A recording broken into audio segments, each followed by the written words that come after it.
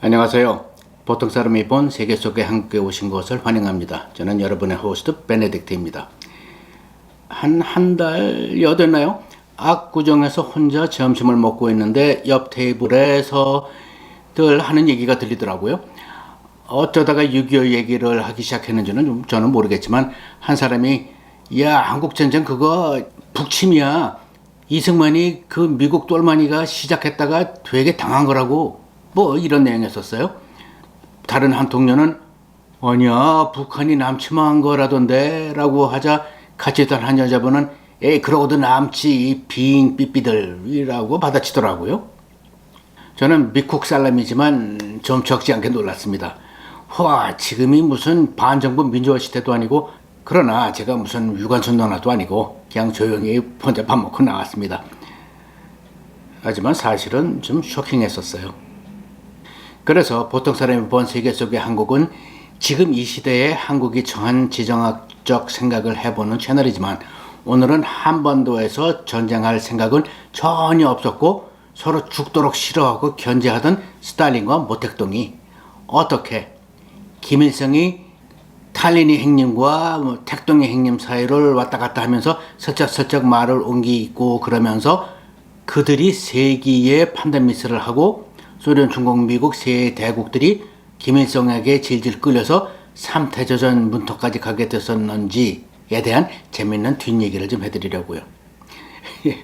오늘 이 얘기는 20세기 후반 세계 최고의 지정학자로 추앙받는 아직도 살아계십니다. 1923년생이시니까 뭐 100세시네요. 헨리 키신저의 2011년 책 On China, 중국에 관하여 의 실내 내용을 중심으로 해서 한번 구성을 해보았습니다. 여러분 모든 나라들이 법으로 나라의 안보 기밀을 몇십 년 지나면 공개하잖아요. 미국의 경우 연방법 36 CFR 1260 Declassification of National Security Information Act 국가안보문서의 기밀 해제법에 의하면 25년이 되면 해제할 수 있도록 되어 있습니다. 물론 더 기밀을 유지해야 한다고 판단하면 더 그렇게 하는 것이고요. 말도 못하게 복잡한 법입니다. 그리고 러시아, 중국도 마찬가지고요. 몇 년이나 그 절차들이 어떻게 되는가 등등의 디테일은 물론 다르지만은요. 그러다 보니 1990년대 중반 정도부터는 6.25가 시작되게 된 배경과 관련되는 국가 기밀 문서들이 러시아와 중국에서도 학자들에게 개방되기 시작했습니다. 스탈린과 모택동 간에 스탈린과 김일성 간에 모택동과 김일성 간에 대화, 서신, 케이블 등이지요. 그중 한 예로 러시아 자료들은 APRF, Archive of the President of the Russian Federation, 러시아 연방 대통령의 기록 정도 되나요? 에서 나온 것들이라고 하더라고요. 그리고 중국에서는 셴 지화 교수 같은 저명한 역사학자가 수십 년에 걸쳐 사비를 써가면서 모은 러시아 중국의 자료들을 바탕으로 마오제동, 스탈린 and the Korean War 같은 책을 저술하기도 했습니다. 이러다 보니 이제는 미국의 Woodrow Wilson Center, Naval Postgraduate School, Dudley Knox Library, Harry S. Truman Library, 미국 연방정부의 Office of the Historian, 또 UCLA International Institute 같은 곳들에 소위 primary source, 1차 자료들이 돈만 내면 누구나 다운로드 할 수 있게 되어 있다고 하더군요. 더군다나 여러분들 중 40세 이상 되시는 분들은 아마 기억하시겠지만 1991년 소련 붕괴 후 한국과 잘 지내보려 하던 러시아의 보리스 옐슨 대통령은 1994년 한국을 방문한 자리에서 김영삼 대통령에게 6.25 관련 기밀 자료들을 선물로 건넸습니다. 이런 자료들을 바탕으로 하여 쓰여진 제가 아는 바로는 가장 신뢰도가 높은 책 중에 하나가 헨리 키신저의 On China인 것입니다. 2차 세계대전이 일본의 패망으로 끝나갈 무렵 1945년 2월 크림반도에서 열린 얄타 회담에서 소련은 미국이 바라던 대로 극동지역에서 일본을 상대로 진군하기로 합의를 합니다. 이건 정말이지 순 바보 같은 짓이었던 것이 역사학자들은 프랭클린 델라노 루즈벨트 대통령은 위대한 대통령이었지만 2달 후 그가 서거할 때까지도 스탈린과 소련 공산주의가 얼마나 위험천만한 상대인지를 잘 인지하지 못했다고 합니다.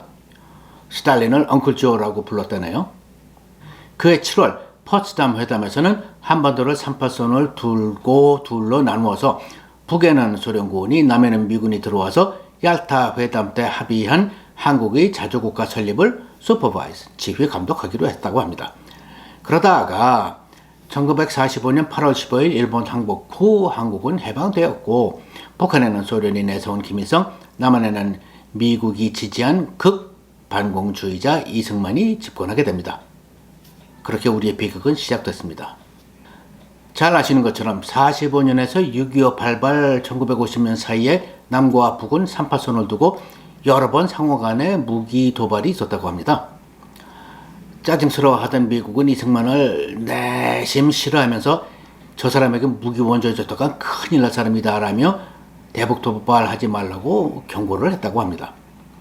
도대체 저 사람은 왜 저래? 우리가 자기 때문에 소련이랑 전쟁이라도 해줄 줄 아는 거야? 뭐 이 정도 되었던 것 같습니다. 그러나 다른 건 몰라도 이승만 대통령의 옹고집 반공주의가 아니었었다면 저만 해도 김일성이 통일한 공산국가에서 태어나서 김정일 밑에서 젊은 시절을 보내고 지금 김정은 밑에서 살고 있을 가능성이 상당한 것을 생각해 보면 등허리털이 쭈삣하는 것 같아 이승만 대통령에게 1000번 만번 절을 올려도 모자르겠지만 미국에게는 영 맘에 안 내키는 존재였었던 모양입니다. 반면 김일성은 아예 남침을 일찌감치 준비하고 있었죠. 그러다가 49년 3월 그는 소련에 가서 스탈린을 만납니다. 거기서 남침하게 도와주십시오 탈린 형님 했다고 합니다. 여기서 그는 스탈린으로부터 웃기고 있네 네 경거망동하지 말고 있으래 소리만 들었다고 합니다. 사실 스탈린에게 김일성은 하찮은 존재였고 스탈린은 동부 유럽을 공산화하는데 신경을 쓰느라 한참 바쁘신 시절이 있었거든요. 더구나 미국의 로스 알라모스 내셔널 레보레토리 국립연구소에서 원자폭탄을 처음 개발한 맨하튼 프로젝트에서 일했던 독일계 물리학자 클라우스 푹스가 비밀리에 건네준 설계도와 과학 자료들을 바탕하여 원자폭탄을 만드느라고도 정신 없으실 때였고요. 그러던 중 주변 정세가 급변합니다. 49년 6월 소련군과 미군이 한반도에서 철수를 합니다. 49년 8월에는 소련이 첫 원자폭탄 실험을 성공합니다. 1949년 10월 1일에는 PRC, People's Republic of China, 중국인민공화국이 공식적으로 설립됩니다. 그리고 49년 12월 모택동은 모스크바에 가서 50년 2월 초까지 2달여간 머물면서 스탈린과 Sino-Soviet Treaty of Friendship and Alliance, 중러우호 동맹 조약을 단판짓습니다. 이런 49년 6월 이후 기간 동안에 김일성은 스탈린과 모택동을 번갈아가며 자기가 계획하는 한반도 통일을 위한 전면전을 수락해 줄 것을 조르고 다닙니다. 스탈린이 김일성을 뭣도 아닌 존재로 본 것이 아마 사실은 모양인 것인지 모택동이 모스크바에 2달 머무는 동안 그가 가장 원했던 것이 모택동이 가장 원했던 것이 첫째로 약 3에서 5년 동안의 평화였습니다. 중국의 경제를 전쟁 전 수준으로 끌어올릴 시간이 필요했다고 판단을 했었거든요. 모택동이 김일성의 남침에 대해 탐탁지 않게 생각했던 배경이기도 하죠. 그리고 둘째, 소련과의 군사 동맹 조약인데 스탈린 왈 당신 그런 거 필요 없죠. 누가 중국에게 전쟁이라도 건답니까? 북한의 김일성이 중국을 상대로 침략을 하려 한다면 몰라도 라며 낄낄대며 빈정거렸다는 기록이 있거든요. 그런데 여기서 보면 스탈린과 모택동이 얼마나 서로를 싫어하고 견제했는가가 여실히 드러납니다. 스탈린은 중국 국민당 장개석과 조약을 이미 맺어놓은 상태였었고 몇 년 전에 장개석을 몰아낸 당사자 모택동더러 그러니 새로 동맹조약이 무슨 필요가 있겠어요? 라고 했다는 것이니 이 정도면 외교 차원에서 엿먹어라 이 삐삐야 정도 되는 처우겠죠. 그리고 모택동이 2달 머무는 동안 스탈린 자신과는 총 몇 시간밖에 만나지 못했는데 스탈린이 자기 휘하 장관들에게 모택동을 어떻게 모시라고 이런 방구도 하지를 않아서 아무도 모택동에게 다가가서 구경도 시켜드리고 등등 예우를 하지 못했다고 합니다. 그도 그럴 것이 스탈린은 중국의 무식한 인민 위주의 공산당을 지독히도 멸시했고요. 그런가 하면 그 당시 벌써 5억 명 이상의 인구를 다스리는 중국 공산당을 매우 버거워했다 합니다. 그들을 다스리는 나름 카리스마틱한 리더 모택동은 자기가 전 세계를 공산화하고 소련이 그런 세계를 다스리려 하는 계산의 큰 경쟁자여 걸림돌로 생각했다는 것입니다. 불에 기름을 붓는다고 이런 와중에 모택동은 자기식 공산주의 사상에 대한 저서들을 소련에서도 출판하게 해달라고 할 모양인데 스탈린이 어떻게 생각했었겠어요? 이런 우라질 삐삐 자식 내 머리 위에라도 서겠다는 거야? 뭐야? 뭐 그러지 않았겠어요? 여하튼 이러는 동안에 스탈린의 마음을 바꾸게 된 중요한 계기가 몇 건 일어납니다. 익히 알고 계시겠지만 1950년 1월 12일에 미국의 Secretary of State 국무성 장관 딘 애처슨이 소위 New Asia Policy 아시아 정책을 발표합니다. 여기에 소위 Pacific Defense Perimeter 태평양 방어선을 언급하는데 여기에 한반도가 제외된 것입니다. 김일성이나 스탈린이나 모택동이나 남침에도 미국 아이들이 심각하게 관여 안 하겠는데? 라는 계산에 쓰게 된 것이죠. 그러나 애처슨만의 판단 미스는 아닌 것 같습니다. 그 전에 일본에서 흡사 황제처럼 일본을 다스리고 있던 맥아더 장군님께서 미국 국동사령부 커맨더-인-치프 최고사령관이었었죠. 1949년 8월 15일 도쿄에서 있었던 인터뷰에서 소위 아일랜드 체인 방어선을 언급했는데 즉 필리핀에서 시작하여 오키나와를 거쳐 일본 열도를 거쳐서 알루시안 열도를 거쳐서 알래스카에 이르는 방어선이요. 거기에도 이미 한반도는 제외되어 있었거든요. 사실 애처슨의 50년 1월 12일 성명의 골자는 한반도와는 관계가 별로 없어 보입니다. 첫째, 장개석의 고민당, 국민당은 너무나도 부정부패와 무능에 빠져 모택동 공산당에 지고 대만으로 도망간 것이어서 더 이상은 미국이 중국 내전에 말려들 필요가 없다는 내용이었습니다. 실제로는 극비상이었었지만 미국이 대만을 지켜줄 필요도 없다는 내용이 있었답니다. National Security Commission 국가안보회의의 극비서류 NSC 48-2에 있는 내용이었는데요. 스탈린은 도널드 맥클린이라는 스파이가 보내줘서 이미 이 서류를 보고 알고 있었고요. 이 자료를 모택동과도 공유했다는 자료는 저는 채취를 못했습니다. 둘째, 궁극적으로 중국에게 최대의 적은 바로 소련이다라는 판단이었습니다. 그리고 셋째, 공산주의 국가라도 요셉 티토의 유고슬라비아처럼 소련의 영향력을 거부하는 나라라면 미국은 그들의 우방으로서 소련에 맞서야 한다라는 내용이었었죠. 즉 1972년 리처드 닉슨 대통령이 중국을 열어서 우방으로 대함으로써 소련을 고립시키려 모택동을 방문했던 그 전략을 1950년 초에 한국전쟁 직전에 미국은 이미 생각하고 있었던 것입니다.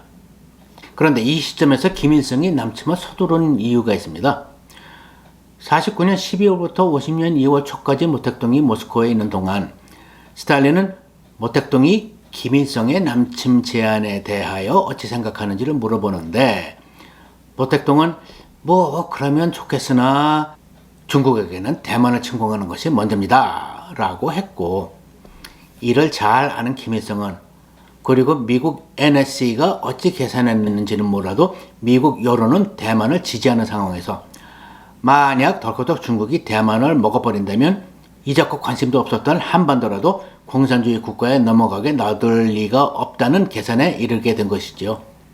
그러기 전에 김일성은 선수를 쳐버리자라고 생각을 하게 된 것이고요. 이런 상황들이 쌓여나가는 속에서 스탈린은 50년 4월 드디어 마음을 바꾸게 됩니다. 미국의 의중을 읽었다고 생각하고 중로가 우호 동맹 조약도 했고 소련도 이제는 원자폭탄이 있으니 김일성이 남침을 하던 미국이 개입하지 않겠구나라는 계산에 이르게 된 거지요. 김일성에게 드디어 남침할 테면 한번 해봐 라고 한 것입니다.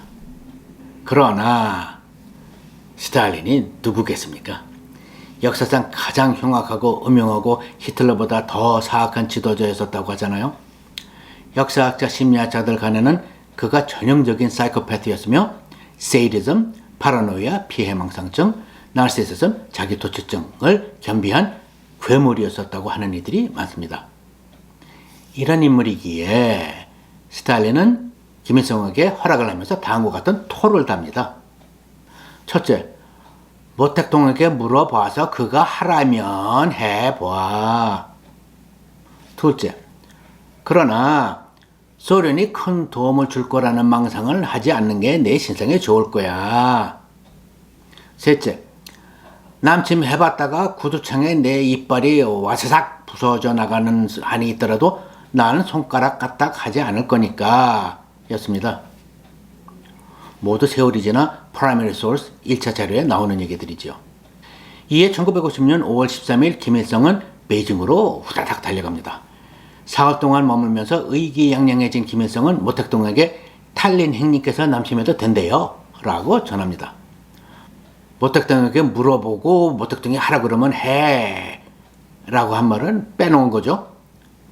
어쨌든 모택동은 미심쩍어서 조은라이 총리를 시켜서 모스크바에 확인을 합니다. 그 답이 빈티지 스탈린, 전형적인 스탈린식입니다. 첫째, 최종 결정은 모택동 동무와 김일성 동무가 상의하여 결정하라고 김일성에게 지시했습니다. 였던 것입니다.